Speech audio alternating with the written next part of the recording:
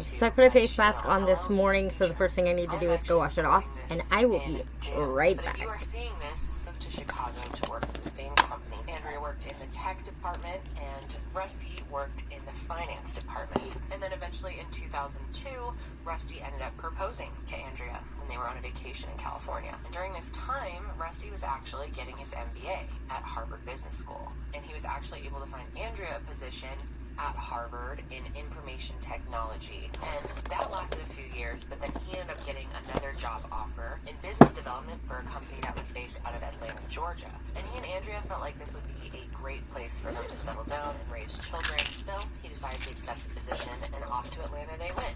And Andrea was actually able to continue doing her job from Harvard. She just did it remotely. So then in 2005, Andrea gave birth to their first daughter, who was named Sophia. And at this point, Andrea and Rusty decided they wanted to move to a neighborhood with better schools. So they bought a home in Dunwoody, Georgia. Dunwoody was a great place for them to live because it had a Jewish community center, and they became very active in that. And then in October 2007, Andrea gave birth to their son, Ian. And by this point, the two of them had done really well for themselves financially. So they bought a home on a lake in Eatonton, Georgia. But eventually, the recession hit, and that was a really hard time for most people. And Rusty ended up losing his job. However, they were able to stay afloat just fine because they were really good at managing their money, and they had a lot of savings. We're savers.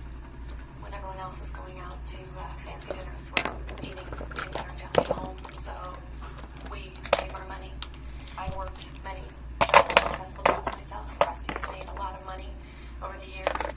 We saved it. Our financial situation was just fine.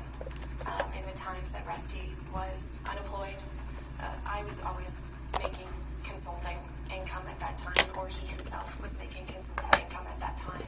It took him a little bit of time, but eventually Rusty did find another job. He started working as a CFO for Discovery Point, which is a child development and daycare chain. However, this job didn't last long because he and the CEO really started to butt heads, and it was just a toxic situation. Andrea said that Rusty left his job on his own, that it was a joint decision between him and the company. However, there are reports out there that say that Rusty was fired. And with all of this going on, Andrea decided that she wanted to look for a new job. She was doing consulting work at the time, and things were starting to slow down, so she wanted to find something a bit more permanent. And in early 2010, she was told about a position at General Electric, or GE. It turns out a friend of Andrea's was in a book club with a woman named Ariella Newman, and Ariella was married to Hemi Newman, the manager of GE. And when the two connected, Andrea thought this would be a good position for her to apply for. So she submitted a resume, and that same year, in March, she was hired as a quality systems manager. I was a quality systems manager. It's basically a fancy word for being a project manager over the quality management systems that GE puts in place to help with their product creation. Rusty, on the other hand, was unemployed at this time. However, he was thinking about starting up his own venture. He had a real entrepreneur spirit and had always dreamed of starting something of his own. Plus, they had enough savings that he could do that without really putting a strain on the family. So this is when Rusty comes up with the idea for star voicemails. Imagine if you were to call someone else's phone, they didn't answer, and instead of hearing, "Hi, this is Susie," you heard, "Hi, this is Justin Bieber. Susie is out with me shopping, and she can't get to you right now, but hey, have a great day." And so it's Justin Bieber's voice, for example, saying Susie's name. So there's a technology of recording that star's voice and merging it with the person's name. And then obviously it would be like an app that someone would purchase. So you could purchase the George Clooney or the, Justin Bieber or the whomever your favorite star was. Which was a interesting concept. I can see maybe how back then this would have been a little more intriguing to people. So Rusty is at home working on star voicemails, and Andrea is working full time, so he is kind of the main caregiver for the kids at this point. And Andrea is also traveling a lot for work at this point. She was gone quite a bit. She said that travel was only supposed to make up about 20% of her job, but that was not the case. She was traveling a lot more than that. Obviously, the travel situation isn't super ideal, especially for Rusty, but overall, things were going pretty well for the Snyderman family. That is up until October 2010. One day in late October, the two were upstairs in their bedroom when they heard the garage door open. And they thought that was really weird because they weren't expecting anyone to come over, and even if they had, nobody, they thought, knew their garage code. Any friend that would be coming over would have knocked on the front door, so they instantly knew something was off. Rusty decided to call 911 and report the incident. However, nothing was stolen. There was no sign that anyone had been there, so the police told them that it was likely a glitch in the system. So they brushed it off and continued on with their lives. And then on November 10th, 2010, Rusty had to call 911 again due to a suspicious person on their property. Andrea says that Rusty called her at work that day to tell her exactly what had happened. I guess he was getting Ian into his car seat in the garage when he suddenly smelled gasoline. So he goes around to the side of their house to the gas meter to see what was going on. And that's when he sees a man lying face down on the ground, which obviously freaks him out. So he runs back to his car, jumps in, and backs out of the driveway. And when he does that, the man jumps up and runs off. And Rusty was able to get a better glimpse of him so he could give a description to 911. I think he has a gun in his back pocket, and now he's running away. I don't know who the hell he is, and I don't want him by my house. He's wearing a hat and earmuffs, black mustache. He put Ian in the car, as he does every day around that time, and Ian's car seat is on the right passenger side in the back, and as he walked around, he smelled gas. Our gas meter and pipe is on the side of the left side of the house if you're looking at the front. So he walked over to that spot, was near our air conditioners, and he said that there was a man lying face down on the ground. So shortly after this happens, on November 18th, 2010, Andrea drove her daughter to kindergarten on her way to work, and Rusty was responsible for dropping their son off at preschool at Dunwoody Prep. He drops Ian off like normal, and only seconds after dropping him off, he's walking back through the parking lot to his car when suddenly 4 gunshots go off. Obviously, people in the area heard it, and several people ran outside and discovered Rusty was on the ground. A pediatric doctor worked just right around the corner, so he quickly came out and started trying to, perform life-saving measures on Rusty and hopefully save his life, but it was too late. Paramedics got there, they took over trying to do CPR, but Rusty was gone. He was pronounced dead before he even arrived to Atlanta Medical Center. So a few witnesses had seen the man who fired the gun, and they gave descriptions get out. of him and his vehicle to investigators. They said he was about 5'10", 5'11". He was wearing a hoodie and had on a fake beard as a disguise, and he drove a silver minivan with no plates. On November 18th, 2010, Rusty Snyderman had just dropped his 2-year-old son off to Dunwoody Prep. Seconds later, shots rang out, and Snyderman lay bleeding in the parking lot. I saw there was a man on the ground. He would later die at the hospital. Just shocked that it happened here at a school. The next day, Dunwoody police released this sketch of the gunman, described as Middle Eastern, wearing what appeared to be a fake beard. Shortly after Rusty was taken from the scene, Andrea got a call at work from Donna, who worked at Dunwoody Prep, and she told her that Ian was okay, not to worry, but something had happened, and she needed to get there immediately. Donna chose not to tell her specifically what had happened. She didn't say anything about Rusty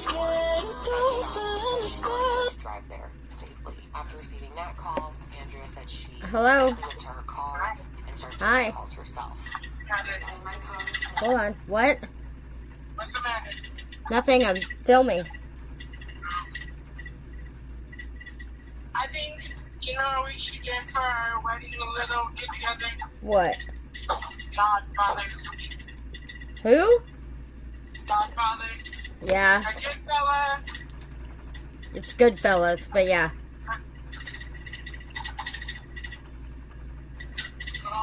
What's your mom want? She just wanted to ask me more about Elodie and how she was doing, and I'm like, well, she's at school right now, so I'll let her know how it went after we know how it went. Right. She's just worried about her.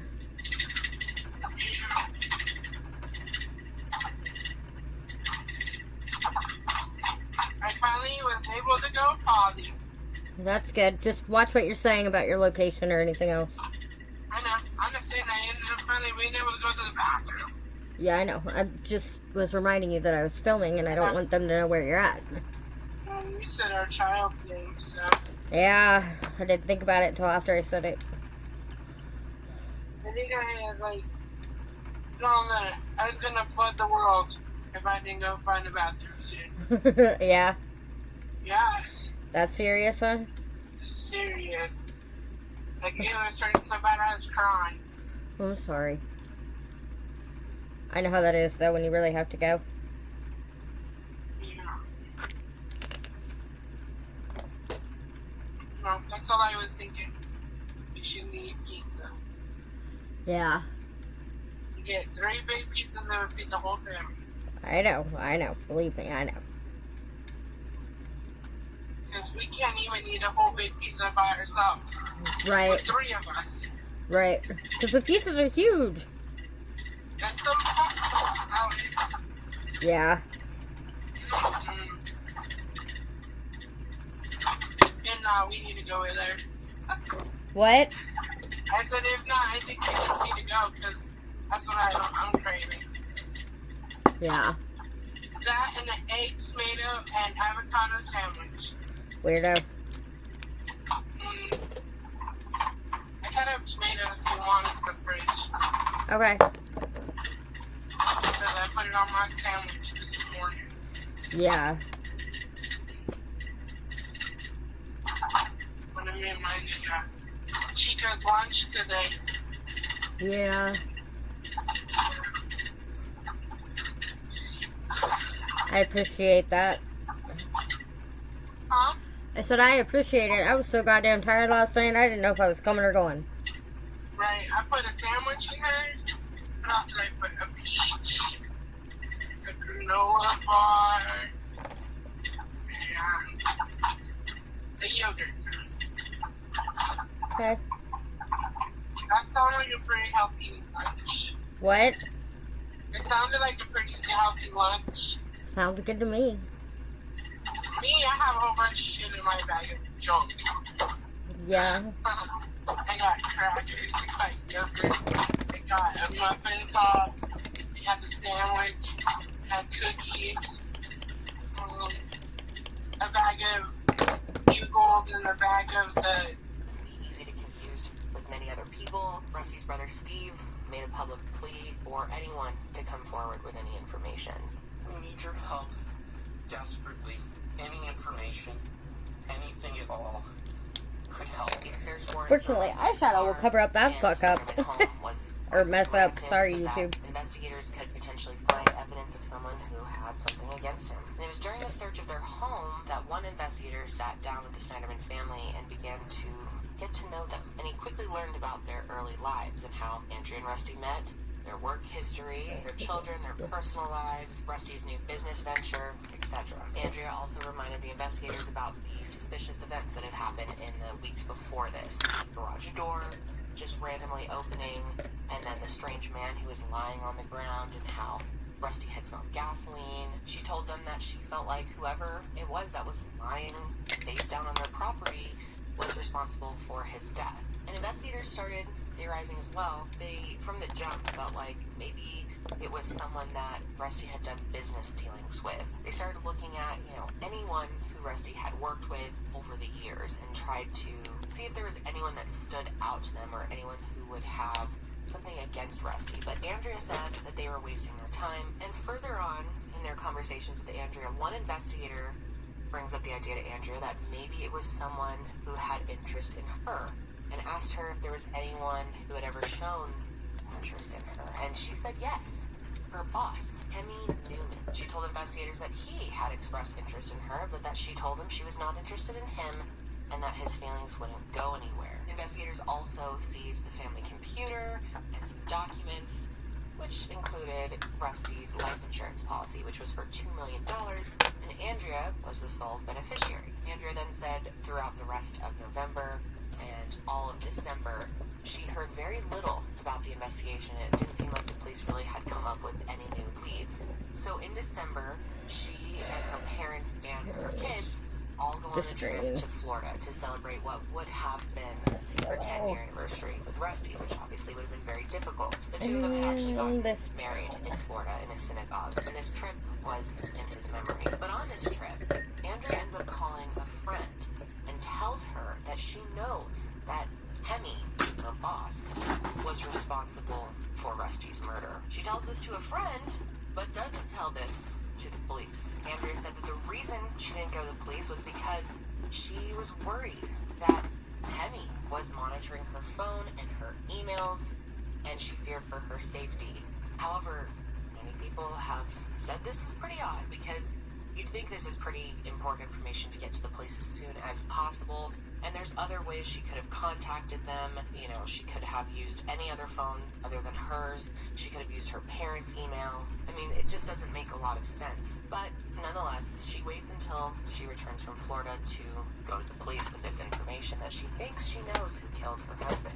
And by this time, the only other time that she had mentioned Hemi's name to police was when they asked her if anyone had expressed interest in her, and she said yes, my boss. On January 4th, 2011, Andrea goes to the police and tells them about Hemi. She goes in there actually with a list of people that she thinks could have been responsible for killing her husband, and Hemi was one of them. And she asked if they had really looked into Hemi, and they said no. That's according to her. She said that they didn't seem to fully consider him, in her opinion. But then just hours later, on the night of January 4th, the police come to her, knock on her door, and let her know that they have made an arrest. And what's strange is you'd think the first thing that you would say is who? Who did you arrest? Who do you think killed my husband? She didn't even bother to ask, and many people think that's because she already knew who it was. At this point, Hemi Newman had been arrested for the murder of Rusty Snyderman, although he denied his connection to the murder while he was in questioning. Authorities linked a silver van to a Kia Sedona that Hemi had rented the day before the shooting and returned the day of. And inside the vehicle, investigators found fibers consistent with what would have been the beard that he had worn as his disguise. And the day after Hemi's arrest, Andrea was brought into the police station to go over some information that they had collected when they interrogated him.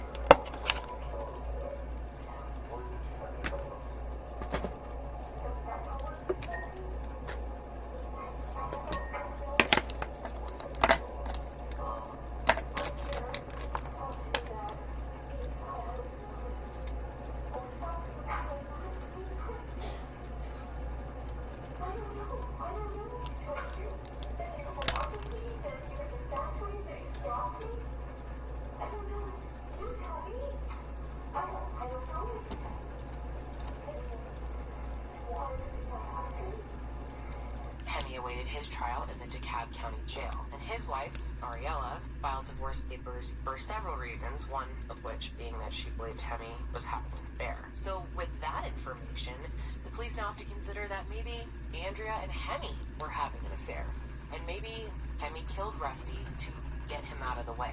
And at this time, it was believed that Andrea was not aware of Hemi's actions. But that all changed when they ended up searching Hemi's phone, and they found a bunch of communications between him and Andrea that definitely crossed the line of boss and employee. So Hemi's trial was set to begin on October 17th, 2011, and he first pleaded not guilty to the charges. But then on September 16th, 2011, a month before the trial was supposed to start, he changed his plea to not guilty by reason of insanity.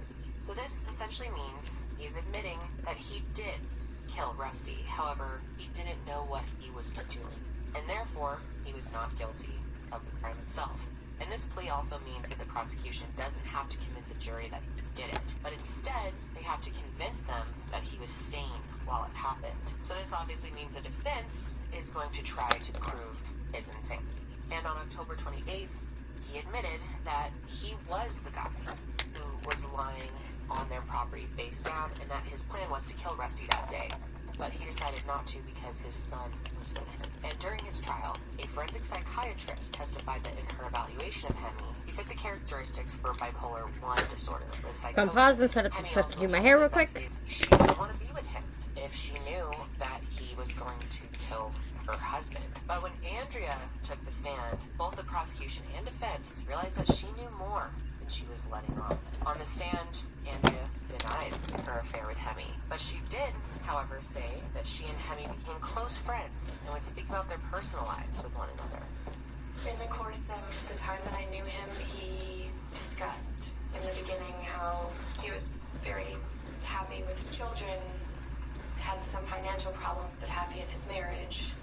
And then it progressed on into I'm not happy in my marriage, and my wife is not, that we're not getting along. She's confrontational, and those are the main. Blossom when they would spend so much time together for work trips and stuff.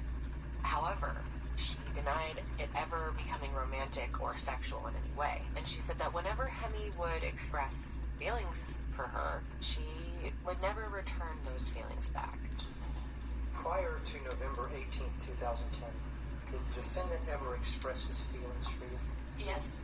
And first, when did that happen? We were in Minden, Nevada at a site that I had responsibility for. That night we went to dinner. Before dinner, we were outside the restaurant, and he pulled out his phone and read a poem, and the insinuation of the poem to me was that he had deeper feelings for me than just friends. There were other times where in passing or in a fleeting moment or in what seemed like a very silly email, he would seem to be expressing feelings for me. And none of those feelings were ever returned. And I made myself completely clear where I stood. And she said that she never told Rusty that her boss had expressed feelings to her because she knew that he would tell her to quit her job. And at that time, it was their only source of income. She said she also didn't report him to the company because she was worried he would be protected and she would be fired. But everyone really began to doubt that when they started reading her emails in court, because her emails did not seem friendly. They seemed romantic. He talks about flowers or he talks about chocolates and flowers. They were supposed to leave my room. I don't remember receiving this email. Do you remember your response on the very bottom? No. You don't remember responding? So thoughtful and sweet. I knew you might try something like this. I don't remember responding that, no. Is that your email? It's my email And is address. that the defendant's email? It is. And did you not respond saying, those are gorgeous, seriously? I have an appreciation for perfectly open roses. Okay. Not sure what else to say, but thank you. For anyone who can't guess, this is the look for Disney's Bridge to Terbithea. Terbithea, however you want to pronounce it. I'm pretty sure it's Terbithea, but I could be wrong. If you enjoyed this, please like and subscribe. I'm definitely always looking for new subscribers. Be sure to find us on Facebook under True Crime and Makeup, the group, and join us over there for memes and advice and makeup and true crime stuff. Join me every Friday for True Crime portion and makeup, and we will be back tomorrow with a look up based on Disney's Cars. I really hope you enjoyed this and you like the look, and I will see you all tomorrow. Be cautiously kind to others, make the right choices for you, and don't do anything I wouldn't do. Bye.